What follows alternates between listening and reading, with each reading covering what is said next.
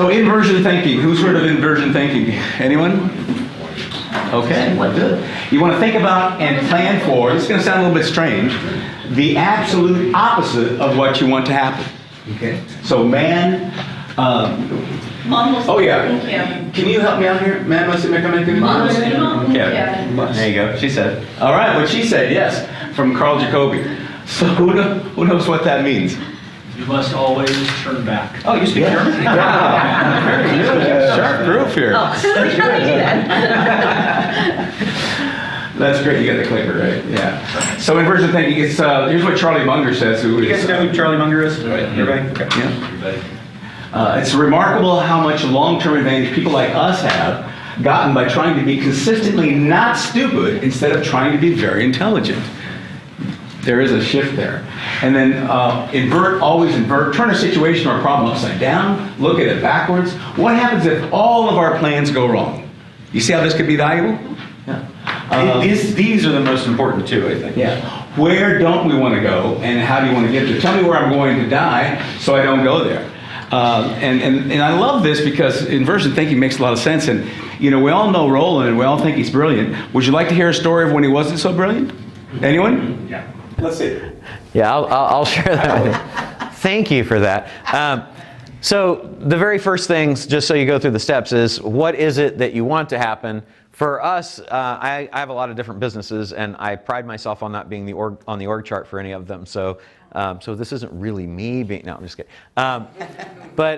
So in the direct mail business, we want to get more customers, right? That's where we want to go. So turning that around, the opposite of what we don't want. So think about, what can I do to prevent my business from getting new customers?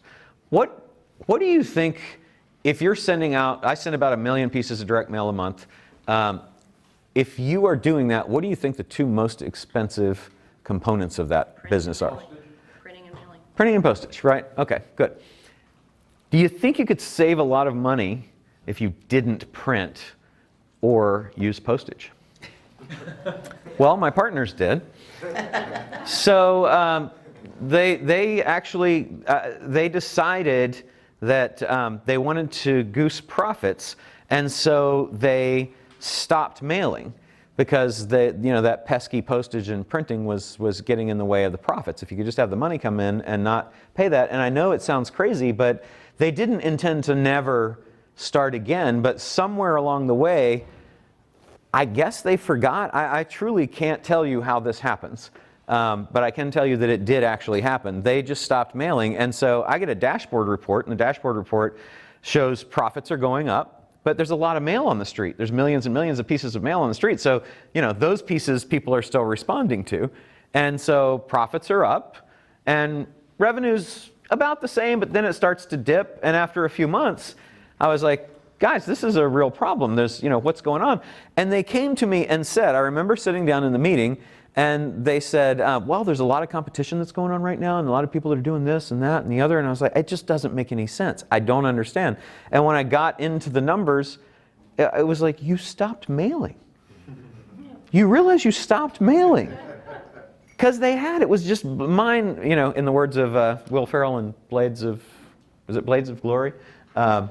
He says it's mind-boggling, right? It was just mind-boggling that they could do this. So the preventative solution was, how can we stop this from happening in the future? It was to set up a mail calendar. We'd been doing it for, at that time, maybe 15 years, that business. It's 25 years old now. And there wasn't a mail calendar. We just, I assumed that, since that's what the business is, that we would send mail out every month, but now we have a calendar that says, here's who's responsible for pulling data, here's who sends out the mail, here's who's responsible for getting it to the mail house, and then the mail house, all of those people report to each other so that if somebody's not doing the thing they're supposed to be doing, the mail house doesn't make any money if we don't mail. So I've got that going for me. If everybody at the business is like, think of the money we'll make if we don't pay postage, it's like the people at the mail house are like, hey, you're not mailing. So building those controls in. So had I thought what would stop this business from making money, what would stop us from getting customers, I would have said the mail doesn't go out. Why would the mail not go out? I can't think of a good reason. But if I really stretch, Maybe somebody doesn't get the data. Like, I would never think they figured they'll just stop paying postage and printing, but I would have at least thought, maybe they didn't pull the data, maybe there's a rate increase or something that happens that causes, maybe there's an error with a printer. That at least would be stuff. Then I would go and say, what are the systems for each of those things that I can put in that would stop that from happening in the future? But if you think things like that can't happen, I'm here to tell you, they absolutely